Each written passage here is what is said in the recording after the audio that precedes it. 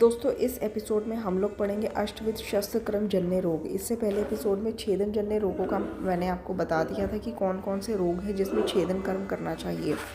अब इस एपिसोड में मैं आपको बताऊंगी कि भेदन कर्म यानी कि इंसीजन चीरा कौन से रोग में देना चाहिए और ये रोग इतने सारे जो हैं ये कैसे लर्न करेंगे, आइए देखते हैं।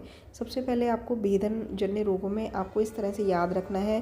देखिए मेद जो होता है वो प्रमेय डायबिटीज़ से रिलेटेड होता है, ठीक है। तो मेदोजन्य रोग हुआ जिससे प्रमेय पीड़िका हुई रोगी को और उसी में व्रण शोफ बन गया, फिर व्रण शोफ के बाद पक्व व्रण हो गया जिसके अंदर अनुशायी वृंद, एक वृंद, दंत पोपट, तालु पोपट ये सब उत्पन्न हो गए, ठीक है।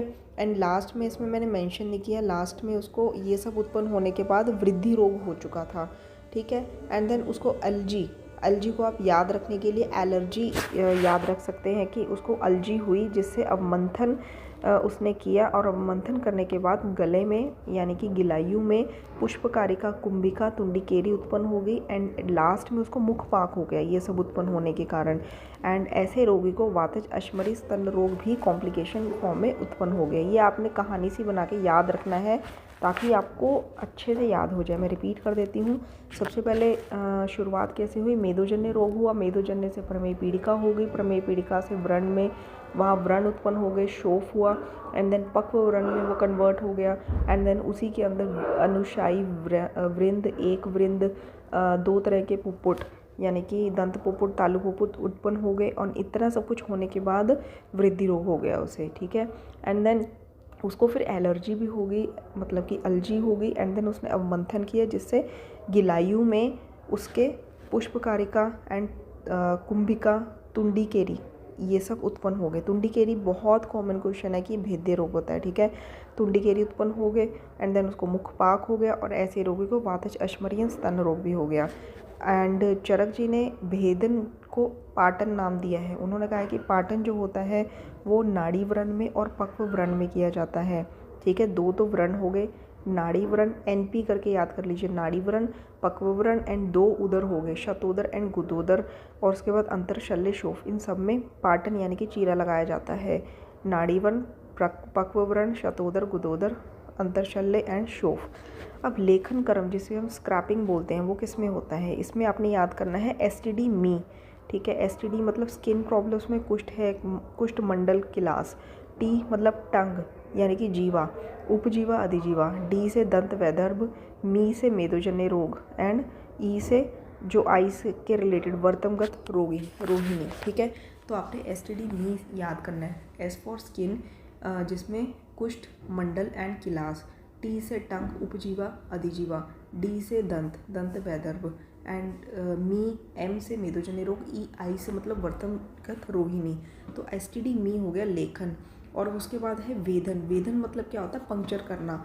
तो आपको ये सिंपली वैसे भी याद रह जाएगा। तो वेदन में पंक्चर हम सबसे पहले सुश्रुत जी के अकॉर्डिंग जलोदर यानी कि असाइटिस में करते हैं। हम सबको पता है असाइटिस में हम टैपिंग करते हैं, दैट इज़ वेदन। एंड मूत्र वृद्धि में भी, हाइड्रोसील में भी हम वेदन करते हैं, ठीक है। जलोदर एंड मूत्र वृद्धि। चरक जी ने देखिए कैसे आपको याद करना है, विसर्प और रक्तज रोग।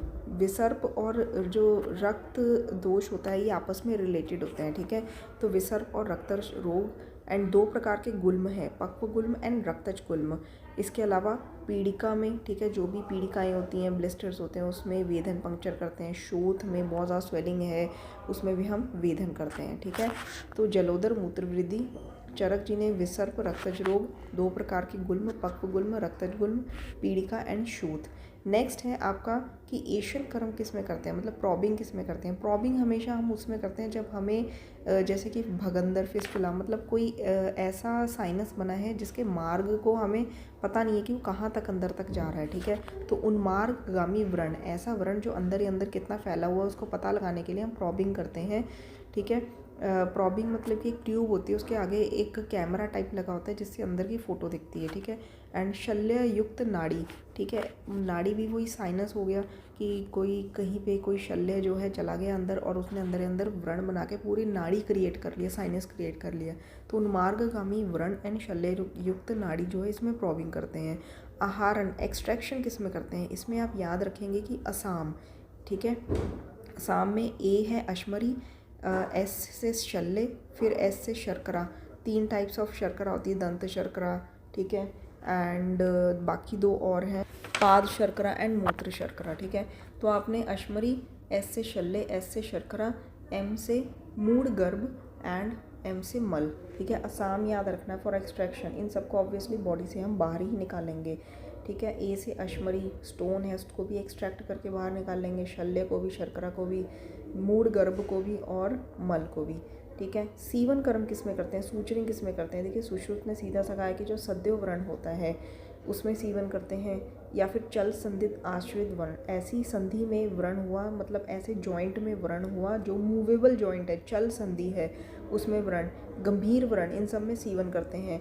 आहार अष्टांग हृदय में वाग्भट जी ने कहा है कि अचल व्रण में सीवन करना चाहिए, और उन्होंने वंशन में, कक्षा में, अल्प मांस में और चल व्रण में कॉन्ट्राइंडिकेट बताया, निषेध बताया है कि सीवन करना चाहिए, ठीक है। तो सूचरिंग सद्यो व्रण में करना चाहिए, गंभीर व्रण में करना चाहिए, चल संधि व्रण में करना चाहिए। अष्टांग हृदय के अनुसार अचल व्रण में करना चाहिए, एंड कॉन्ट्राइंडिकेटेड है जो भी मूवेबल पार्ट होते हैं, ठीक है, वंशन है, कक्षा है, एक्जिला पार्ट, एंड देन अल्प मास जहाँ पे है, या फिर चल व्रण है। एंड प्रच्छान, चरक जी ने प्रच्छान किस में बताया है? देखिए जो प्रच्छान है उन्होंने विश्रावन की जगह प्रच्छान बताया है। वो कहते हैं कि प्रच्छान में वातज, पित्तज, कफज एंड रक्तज ग्रंथि में प्रच्छान करना चाहिए, VPKR। और इसके अलावा नीचे भी देखिए तो VPKR ही बनता है। वात रक्त पीड़िका, ठीक है, K से कुष्ठ एंड कोथ, एंड R से रक्त मंडल, ठीक है। VPKR वात, पित्त, कफ, रक्त ग्रंथि, वात रक्त पीड़िका, कुष्ठ, कोट एंड रक्त मंडल। और विश्रावन, लास्ट में विश्रावन किस में करते हैं? देखिए विश्रावन को याद रखने के लिए थोड़ा सा ट्रिक लगाना पड़ेगा। हम माउथ से शुरू करते हैं, सबसे पहले आउटर में आता है ओष्ठगत रोग, फिर उसके बाद अंदर आते हैं दांत, ठीक है। दांत में हमने कृमि दंत है, कृमि दंत, शीतात, सौशिर एंड दंत वेष्टक रोगों में करना है। फिर उसके बाद आता है गला, गल शालुक एंड तालु कंटक, ठीक है। तालु और आता है गला आता है, ठीक है, ये दोनों इंक्लूडेड हो गए। उसके बाद हम ईयर्स पर आएंगे, मतलब पालीगत रोग, जितने भी कर्ण रोग होते हैं वो पालीगत उनके अंडर आते हैं, ठीक है। तो पालीगत रोग है, उसके बाद फिर पालीगत से नीचे स्तन रोग, एंड देन जनरल जो डिजीज़, मतलब फुल बॉडी को जो इंक्लूड करते हैं, जैसे कि उपदंश है, उपकुश है, वायु सरुज, मतलब वेदना के साथ वायु, एक देशज शोथ, लोकलाइज्ड जो एडिमा होता है कहीं भी हो सकता है, विष दुष्ट शोणित, ठीक है, जो विष दूषित जो रक्त होता है, पूरी बॉडी में ब्लड का सर्कुलेशन होता है, ठीक है। तो ये पूरी बॉडी के रिलेटेड हो गए। तो सबसे पहले विश्रावन में हम ओष्ठ से स्टार्ट होंगे, ओष्ठगत रोग, एंड देन दंतगत रोग, जैसे कि शीताद है, सौशिर है, कृमि दंत है, दंत वेष्टक है, एंड देन तालु कंटक, फिर उसको गले में गल शालुक, एंड देन कर्ण पे आएंगे पालीगत, फिर चेस्ट पे स्तन रोग, एंड देन फुल बॉडी में विष दुष्ट शोणित हो गया, एंड देन एक देश शोथ हो गया, फुल बॉडी में कहीं भी हो सकता है, उपकुश उपदंश एंड वायु सरुज, ठीक है, वेदना के साथ वायु कहीं भी हो सकती है, ठीक है। तो दोस्तों ये थे सारे रोग। एंड इसके बाद शस्त्र कर्म के व्यापक कितने होते हैं? 4। कौन से होते हैं? एक तो हीन, एक अतिरिक्त, एक तिर्यक एंड एक गात्र छेदन। सीवन कर्म भी 4 प्रकार के होते हैं, वेलितक है, गोफनिका बंध है, तुन्य सेवनी है, ऋजु है, ठीक है। तो यहाँ पे हमारे ये समाप्त होते हैं अष्टविध जन्य जो रोग होते हैं, अष्टविध शस्त्र कर्म जन्य रोग, ठीक है। कौन कौन से रोग में कौन कौन से शस्त्र कर्म कर सकते हैं। इसी तरह से मैं आपके लिए वीडियो आसान बनाकर लाती रहूँगी। चैनल को सब्सक्राइब कर दीजिए, बेल आइकन बटन को दबा दीजिए, वीडियो को लाइक कर दीजिए, अगर आपको अच्छी लगे वीडियो तो शेयर कर दीजिए। धन्यवाद।